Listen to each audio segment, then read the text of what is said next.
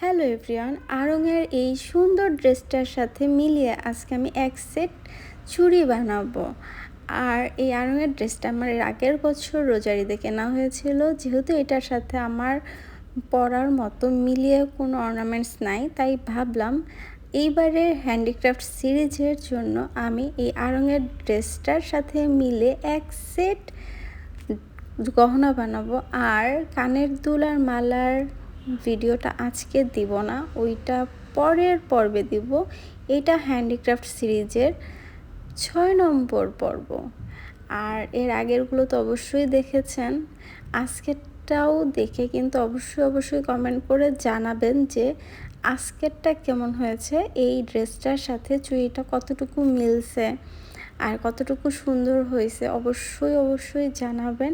কারণ হলো সামনে যে কন্টেস্টটা আসছে ওইখানে জিততে হলে আর এক সেট গহনা পেতে হলে কিন্তু কমেন্ট অবশ্যই জরুরি, ঠিক আছে?